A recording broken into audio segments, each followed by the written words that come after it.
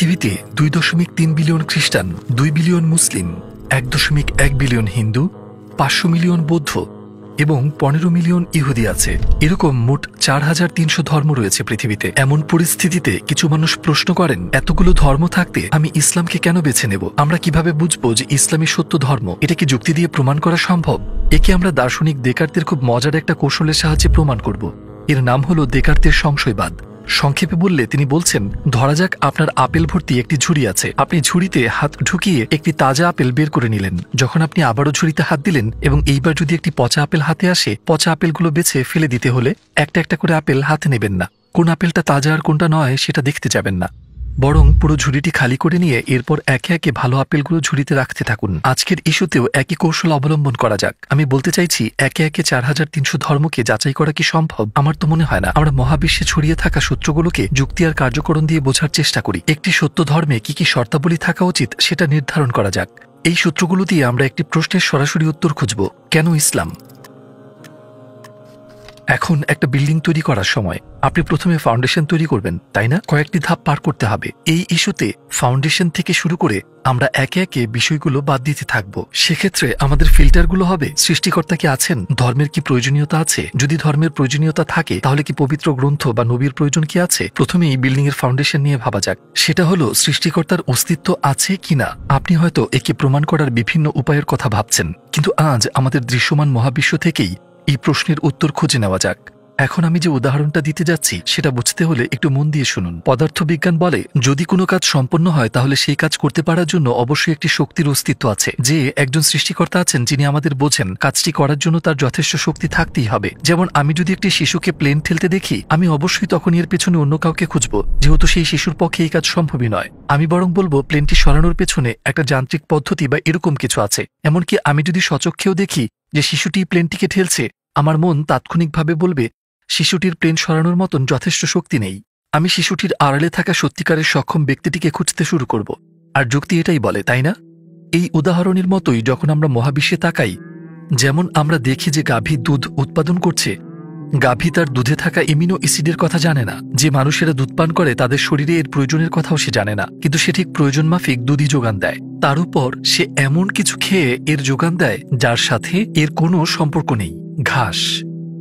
আমরা যদি অন্যভাবে দেখি, উৎকৃষ্ট মানের মধু তৈরির পেছনে আমরা বিষধর মৌমাছিকে সব পরিশ্রম করতে দেখি। মধু তৈরির সময় এতে থাকা উপাদানের কথা মৌমাছি জানতে পারে না। আবার মৌমাছির শরীর, এর কোষ, কিন্তু যারা এই মধু খাবে তাদের প্রয়োজনের কথা জানে না, কিন্তু তার তৈরি মধু মানুষের রোগ মুক্তিতে ভীষণ কার্যকরী।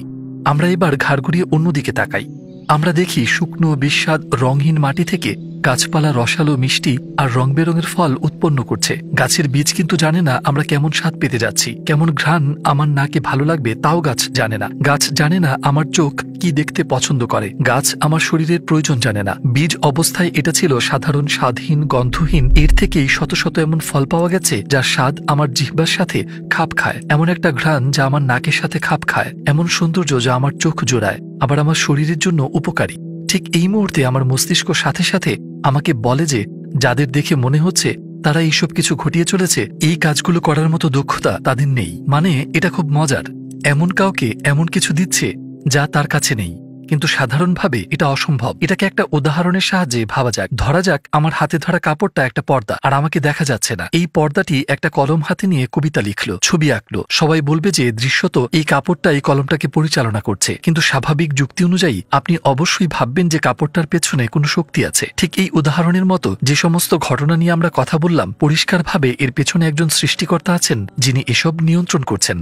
আমরা যদি এই উদাহরণগুলো পরিষ্কারভাবে বুঝে থাকি তাহলে আমাদের মনের চোখ দিয়ে আমরা দেখতে পাবো যে একজন সৃষ্টিকর্তা আছেন যিনি আমাদের বোঝেন, যিনি পর্দার আড়ালে কাজ করেন এবং আমাদের প্রয়োজন অনুসারে সবকিছু বাস্তবায়ন করেন। এখন যদি প্রথম ফিল্টার পরিষ্কার হয়, বৌদ্ধ ও জৈন এর মতো ধর্ম এবং নাস্তিক্যবাদ, অজ্ঞেয়বাদ, প্রকৃতিবাদ এবং সংশয়বাদের মতো দর্শন বাদ পড়ে যায়, কারণ একজন সৃষ্টিকর্তা থাকতেই হবে, আপনি তাকে যে নামেই ডাকুন না কেন। এখন আমাদের দ্বিতীয় ফিল্টারের কথা ভাবা যাক। এক্ষেত্রে আমরা যুক্তিবিজ্ঞানের তুলনামূলক পদ্ধতি ব্যবহার করব। ব্যাপারটাকে আমি এভাবে বলবো, আমরা যখন চারপাশে দেখি যে কোনো সময় যে কোনো জায়গায় এই নিয়মটা ধ্রুব। যদি আমরা চোখের সামনে কোনো কাজ, পণ্য দেখি, পণ্য নির্মাতা এর সম্পর্কে সবচেয়ে ভালো জানবে। আবার যখন কেউ এই নিয়ে কথা বলতে যাবে, যিনি এটা বানিয়েছেন তারই সবচেয়ে বেশি অধিকার এটি নিয়ে কথা বলার। যেমন আমি যখন একটা ফোন কিনি সেটার সাথে একটা ইউজার ম্যানুয়াল থাকে, তাই না? সেটা দেওয়ার মাধ্যমে প্রস্তুতকারী কোম্পানি কিন্তু আমাকে এরকম এরকম জানিয়ে দিচ্ছে যে এই ফোনটা আমরা বানিয়েছি, তাই যৌক্তিকভাবে আমরা এই সম্পর্কে সবচেয়ে ভালো জানি, একেবারে ছোটখাটো ডিটেল পর্যন্ত। আর এই ম্যানুয়ালটা দিয়ে আমরা সেই ব্যাপারটা স্পষ্ট করছি। একেবারে সাধারণ পণ্যেও সেটা থাকে। এরপর আমাদের মাথায় এই প্রশ্নটা আসে, যদি সাধারণ কোনো পণ্যেও ইউজার ম্যানুয়াল থাকে, এমনটা কি সম্ভব যে মহাবিশ্বের সৃষ্টিকর্তা, যিনি মানবজাতিকে সৃষ্টি করেছেন ও পৃথিবীতে পাঠিয়েছেন, তিনি তাদের দিক নির্দেশনার জন্য কোনো ম্যানুয়াল পাননি? ইতিহাস জুড়ে সমগ্র মানবজাতি এই প্রশ্নগুলো করে চলেছে। কে আমি কোথা থেকে এসেছি, কোথায় আমার গন্তব্য, আমার জীবনের মানে কি? এটাও কি সম্ভব যে সৃষ্টিকর্তা আমাকে এই প্রশ্নগুলো করতে পারার মতো মস্তিষ্ক দিয়েছেন, কিন্তু এর উত্তরগুলো পাবার জন্য কোনো বার্তা দেননি? নিশ্চয়ই তিনি আমাদের পথভ্রষ্ট অজ্ঞ অবস্থায় রাখবেন না। তিনি যোগাযোগ করবেন, তিনি কি চান জানাবেন এবং আমাদের পথ দেখাতে একটি নির্দেশিকা পাঠাবেন। তাহলে আমরা বুঝতে পারছি যে আমরা যে বিশ্বাসের খোঁজ করছি সেটা অবশ্যই বই নির্ভর। এর একটা নির্দেশিকা থাকতেই হবে। আর এই দ্বিতীয় ফিল্টারের সাহায্যে আমরা শিন্টোবাদের মতো ধর্ম এবং ইয়েটিসিজম, প্যান্থিইজম বা নিহিলিজমের মতো বিশ্বাস বাদ দিতে পারি। তো আপনি যদি এমন প্রশ্ন করেন যে আপনার কি মনে হয় একটা কিতাবই যথেষ্ট, স্কুলেও আমাদের বই দেওয়া হয়েছে, কিন্তু সেটা কি যথেষ্ট? শেখানোর জন্য একজন শিক্ষক কি আপনার প্রয়োজন হবে না? এমনকি আমাদের এমন শিক্ষক প্রয়োজন যে শুধু বই পড়াবে না, বরং ছাত্রদের ক্লাসরুমে টেনে আনবে আর বইয়ের প্রতি তাদের আগ্রহী করবে, এমনকি সেই সব ছাত্রদেরও যারা কথা শুনতে চায় না। আপনি নিশ্চয়ই বুঝতে পারছেন আমি এই রূপক দিয়ে কি বোঝাতে চাইছি। ঠিক একজন শিক্ষকের মতো যিনি উদাহরণ দিয়ে আর ব্যাখ্যা করে বোঝান, যিনি ক্লাসরুমে শৃঙ্খলা আনেন, আমরা যে ধর্মের সন্ধান করছি তাতেও একজন শেখানোর মতো নেতা, দূত প্রয়োজন। আমরা এভাবেও ভাবতে পারি। প্রতিটি ক্ষেত্রেই তত্ত্ব নির্ভর জ্ঞান থাকে, আবার সেটার বাস্তবিক প্রয়োগ থাকে। কিতাবের ভেতরে লেখা হলো তত্ত্ব নির্ভর জ্ঞান। তাই এমন একজনের প্রয়োজন যিনি বাস্তবিক জীবনে সেগুলোকে কাজে কিভাবে পরিণত করা যায় তা শেখাবেন। যখন কেউ প্রশ্ন করে আমি আমার জীবনের লক্ষ্য অনুযায়ী কিভাবে বাঁচব, আমার জীবনের ম্যানুয়াল অনুযায়ী, তার এমন একজন রোল মডেল প্রয়োজন যিনি তাকে হাতে কলমে দেখাবেন, যাতে সে নিজের জীবনে তা মেনে চলতে পারে। আমরা যদি শিক্ষকের উদাহরণে ফিরে যাই, শুধুমাত্র গাণিতিক সূত্রগুলো জানাই যথেষ্ট না, এর ব্যবহার ও প্রয়োগ দেখে শেখাটাও জরুরি। আপনার কি মনে হয় না যে নবীরূপে একজন নেতা থাকাটা খুব প্রয়োজন?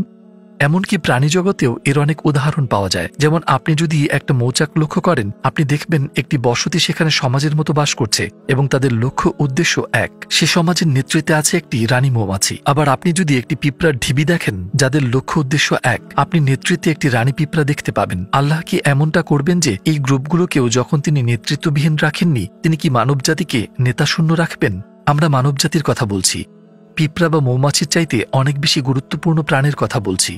আল্লাহ মানুষের ক্ষুদ্র জিহ্বার জন্য শত শত স্বাদের সৃষ্টি করেছেন। তিনি কি মানবজাতিকে দিশাহীন, লক্ষ্যহীন কোনো জীবন দেবেন?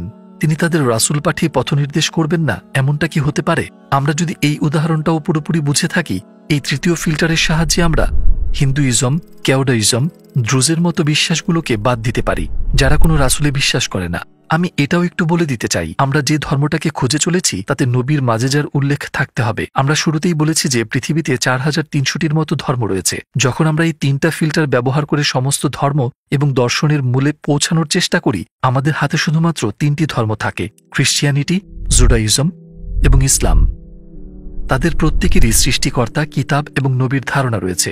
এখন এই ব্যাপারটা লক্ষ্য করুন, এই 3টি ধর্মের সবগুলো ফিল্টার পার করে আসা থেকে বোঝা যায় যে তাদের ভিত্তি সত্যের উপরে প্রতিষ্ঠিত। আমরা যদি জুডাইজমের দিকে তাকাই, সেখানে মূল চরিত্র হিসেবে মুসা আলাইহিসসালামকে দেখতে পাই এবং খ্রিস্টিয়ানিটিতে মূল চরিত্র হল যিশু, তার উপর শান্তি বর্ষিত হোক।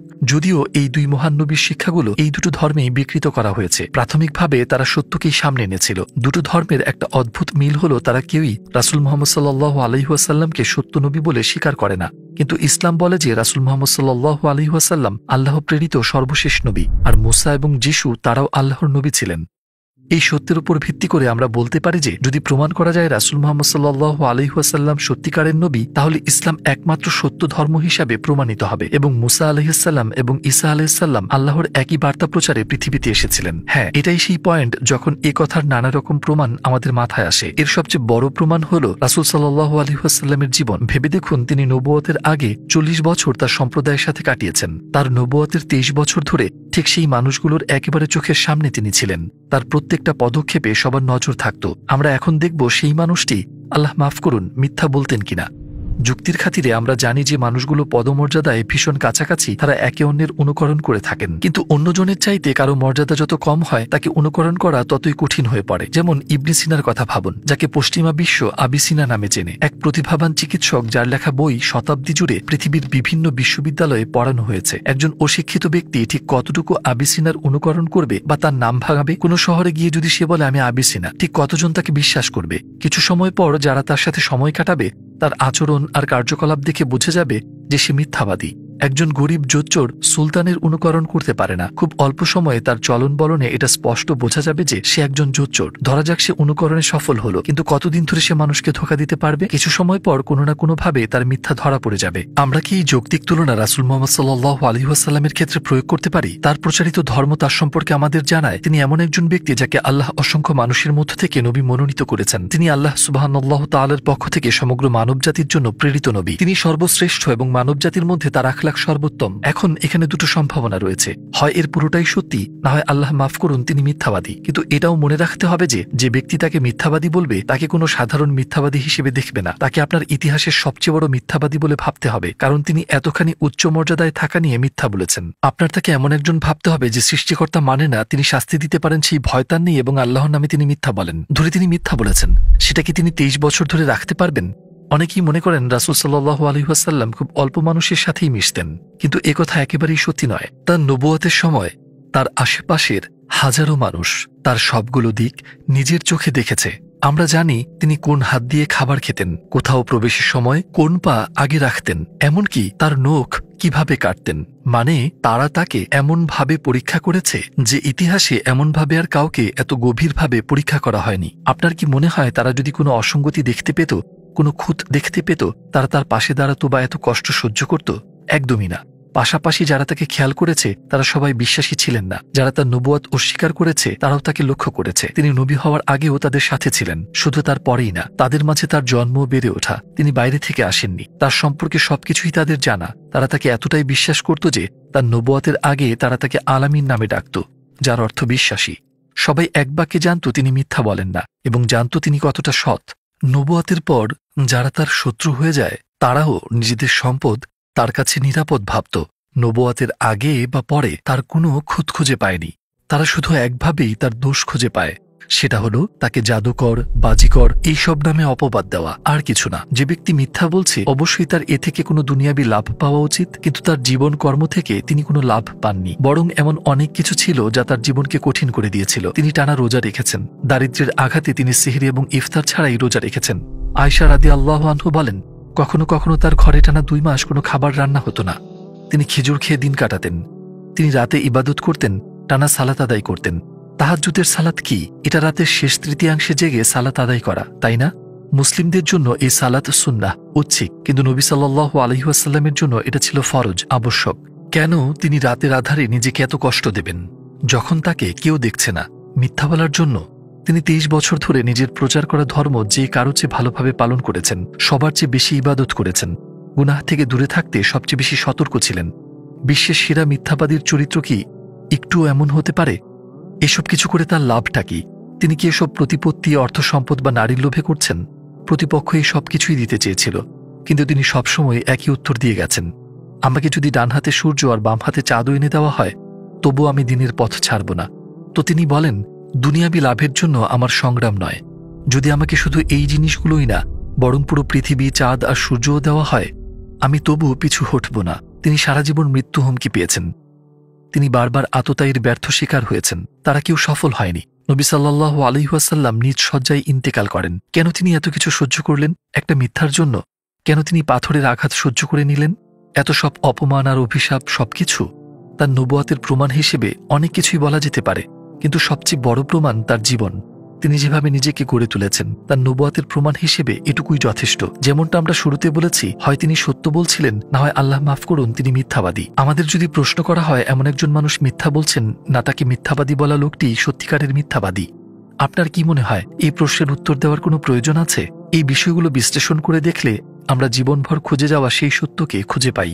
সেটা হলো আল্লাহ তাআলা হলেন সেই সৃষ্টিকর্তা যাকে আমরা খুঁজছি। যেই কিতাব আমরা খুঁজছি সেটা আল কুরআন। যে নবীকে আমরা খুঁজছি তিনি হলেন রাসূল মুহাম্মদ সাল্লাল্লাহু আলাইহি ওয়াসাল্লাম। মনে আছে আমরা শুরুতেই প্রশ্ন রেখেছিলাম 4300টি ধর্মের মধ্যে ইসলামী কেন? এগুলোই সেই কারণ।